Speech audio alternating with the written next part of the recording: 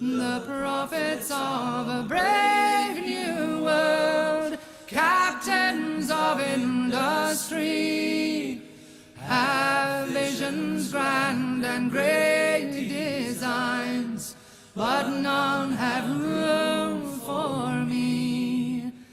They see a world where everyone is rich and smart and young, but if I live to see such things, too late for me they come. In 1913, the money power of the country was taken away from the people. By constitutional privilege, it belongs with the Congress, but it was given up in the Federal Reserve Act. The Federal Reserve is no more federal than Federal Express, but yet it has the power to determine the direction of use of money in our economy. Because this Congress voted for a $350 billion bailout of banks. I didn't vote for it, but the House and the Senate voted for it. And it resulted in the banks using the money not to help people stay in their homes, but in using the money to buy other banks, take over other banks. They hoarded the money. There is a credit freeze.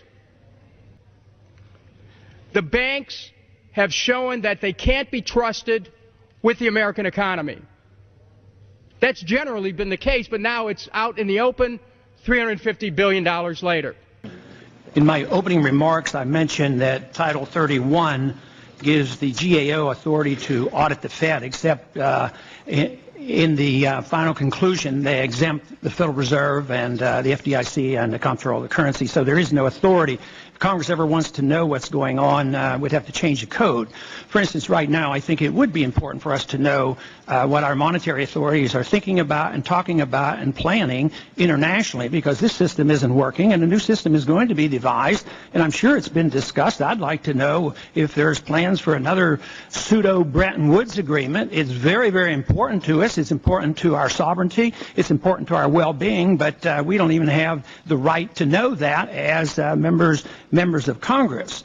In Section 13.3, it gives you the authority, and you cite the authority to make loans and bail out individuals, partnerships, and corporations. And it hasn't been used much, but it's there, and that, again, is congressional responsibility.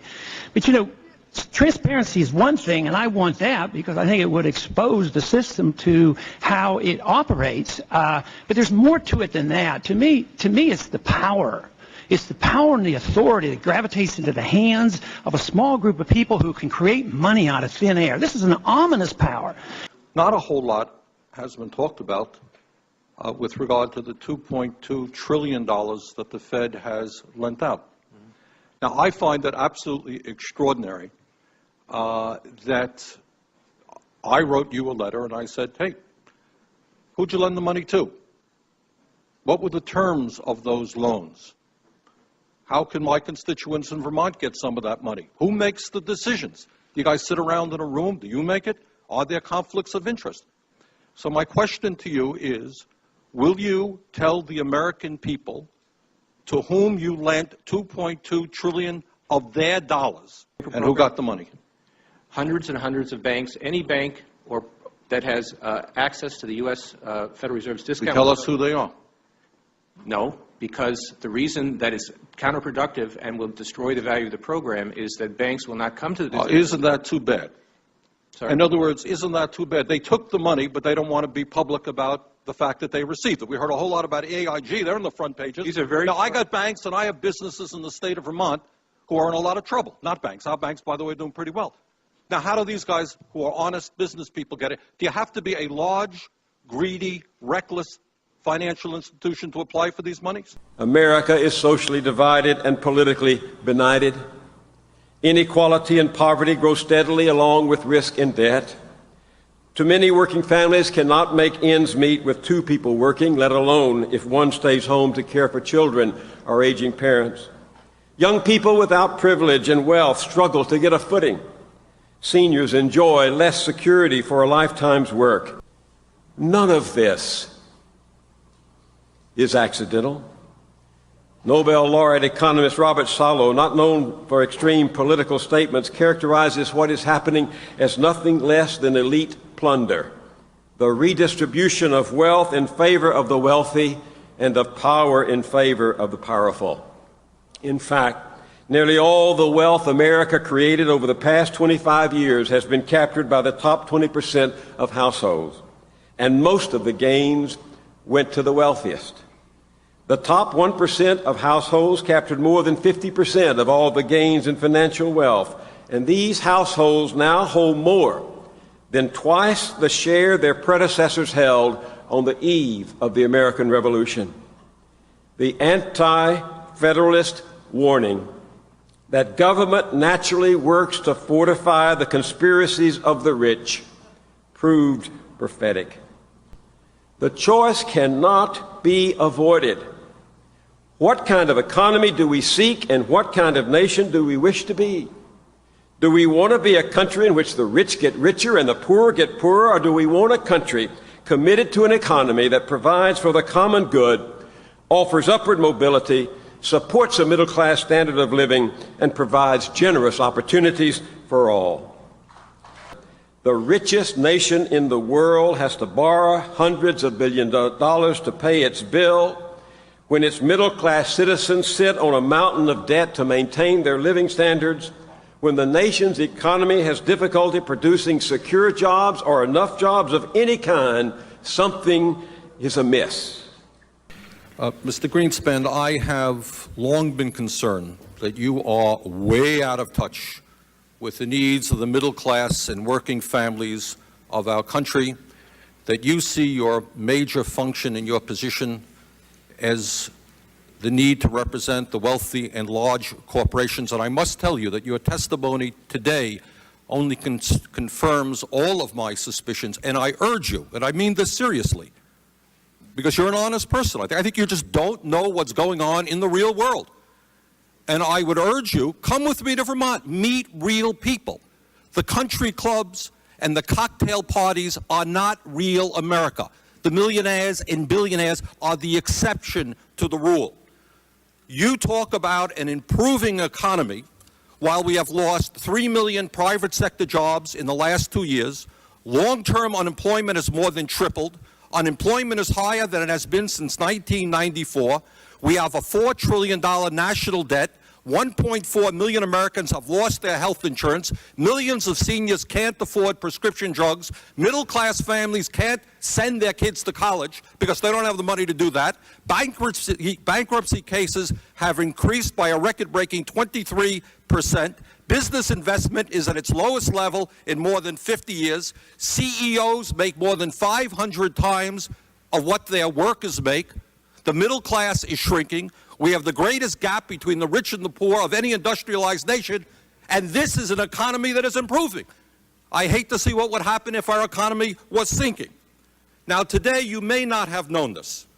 I suspect that you don't, but you have insulted tens of millions of American workers. You have defended over the years, among other things, the abolition of the minimum wage, one of your policies, and giving huge tax breaks to billionaires. But today you reached a new low, I think, by suggesting that manufacturing in America doesn't matter. It doesn't matter where the product is produced. We lost 2 million manufacturing jobs in the last 2 years alone, 10% of our workforce. Walmart has replaced General Motors as the major employer in America, paying people starvation wages rather than living wages, and all of that does not matter to you. Doesn't matter. If it's produced in China, where workers are making 30 cents an hour, or produced in Vermont, where workers can make 20 bucks an hour, it doesn't matter. You have told the American people that you support a trade policy which is selling them out, only working for the CEOs who can take our plants to China, Mexico, and India. You insulted Mr. Castle. Mr. Castle, a few moments ago, a good Republican, told you that we're seeing not only the decline of manufacturing jobs, but white-collar information technology jobs. Forrester Research says that over the next 15 years, 3.3 million U.S. service industry jobs and $6 billion in wages will move offshore to India, Russia, China, and the Philippines. Does any of this matter to you? Do you give one whit of concern to the middle class and working families of this country? That's my question. This is too much money in too short a time, going to too few people, while too many questions remain unanswered. Why aren't we having hearings on the plan we just received? Why aren't we questioning the underlying premise of the need for a bailout with taxpayers' money? Why have we not even considered any alternatives other than to give $700 billion to Wall Street? Why aren't we asking Wall Street to clean up its own mess? Why aren't we passing new laws to stop the speculation which triggered this? Why aren't we putting up new regulatory structures to protect the investors? How do we even value the $700 billion in toxic assets? Why aren't we directly helping homeowners with their debt burden? Why aren't we helping American families faced with bankruptcy? Why aren't we reducing debts for Main Street instead of Wall Street? Isn't it time for fundamental change in our debt-based monetary system so we can free ourselves from the manipulation of by the Federal Reserve and the banks? Is this the United States Congress or the Board of Directors of Goldman Sachs? But if I live to see such things, too late for me they come.